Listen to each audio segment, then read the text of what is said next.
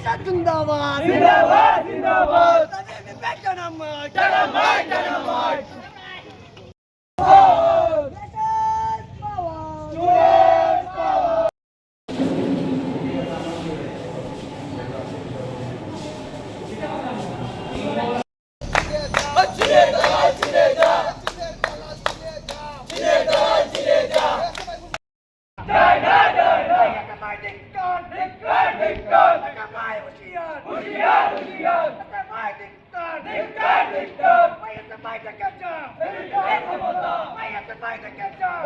আপনারা সবাই জানেন যে গত শনিবার আপনাদের সংবাদ মাধ্যমে আমরা সম্পূর্ণ কৈলাস শহরে পৌঁছে দিয়েছি যে গত শনিবার অ্যাডমিশন চলাকালীন সময় চোরাই পথে সেবাইয়ের গুন্ডারা কলেজে ঢুকে এবং আমাদের কলেজ কাউন্সিলকে ভাঙচুর করে, পাশাপাশি আমাদের হেল্প ডেস্কেও ভাঙচুর করে। কিন্তু আজ শনিবার গিয়ে আজ সোমবার চলছে, এখন অবধি আমরা কোনো জবাব পাইনি।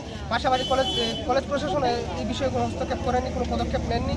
পাশাপাশি আমরা দেখেছি যে ওনারা বিভিন্ন সংবাদ মাধ্যমে ছড়াচ্ছেন যে ওনারা আমরা নাকি নাটক করেছি, ওনারা কোনো দোষী নন। কিন্তু আপনারা ফেসবুক মাধ্যমে আমাদের পোস্টে গিয়ে দেখতে পারেন, গতকাল একটা পোস্ট করা হয়েছে, সেখানে আমাদের চণ্ডীপুর শাখার সম্পাদক অঙ্কন পাল তাকে হুমকি দেওয়া হচ্ছে যে গরু যেভাবে জবাই করা হয় সেরকম নাকি কলেজের যে নেতা আছে ভাইয়া সে নাকি ওকে জবাই করবে। এটা হলো ওদের কালচার। গত 25 বছরের গুন্ডাগিরি এখনও তারা চালানোর চেষ্টা করছে।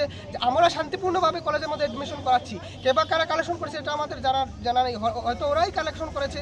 এবং এখন যখন আমরা বিইপি সেটা আমাদের পদক্ষেপ নিয়েছি, হস্তক্ষেপ করেছি এবং ওদেরকে এই ভুলভাবে কালেকশন করাতে আটকানোর চেষ্টা করছি। এখন তারা আমাদেরকে হুমকি দিচ্ছে, সংবাদ মাধ্যমের হুমকি দিচ্ছে, পাশাপাশি সোশ্যাল মিডিয়ার মাধ্যমে ওরা হুমকি দিচ্ছে যে আমাদের গরু যেভাবে ওরা জবাই করে সেভাবে আমাদেরকে ওরা জবাই করবে। এটা হলো তাদের কালচার এবং সেটা তারা 25 বছর যেভাবে বজায় রেখেছে এখনও তারা চেষ্টা করছে যাতে এটা বজায় রাখতে পারে। এই গুন্ডাগিরি তারা করছে এবং তারাই আবার বলছে সংবাদ মাধ্যমে যে তারা নাকি কলেজ কাউন্সিল ভাঙচুর করেনি। তারা যদি ফেসবুকের মাধ্যমে এইভাবে হুমকি দিতে পারে, এইভাবে আমাদের কার্যকর্তাকে ভয় দেখাতে পারে, কিভাবে যেভাবে গরু জবাই করে সেভাবে জবাই করার হুমকি দিতে পারে, তাহলে তারা এই কলেজ কাউন্সিল ভাঙচুর করেনি ও হেল্প ডেস্ক ভাঙচুর করে তারা কোনো প্রমাণ দেখাতে পারবে না। তো এই অত্যাচার তারা যে এই অত্যাচার চালাচ্ছে বা হুমকি দিচ্ছে আমাদের কার্যকর্তার উপর, সেটা আমরা মানছি না, মানব না। আমাদের আন্দোলন চলবে। আজ আমরা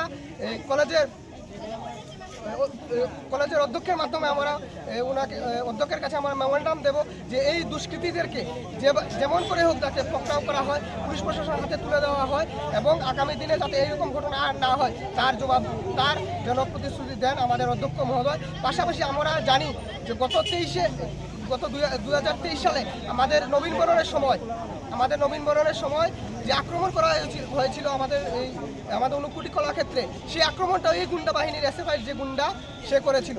আর তার ভিডিও আমরা গতকালকে তুলে ধরেছিলাম, আর এই ভিডিওর মধ্যে সেই কমেন্টটা করেছে।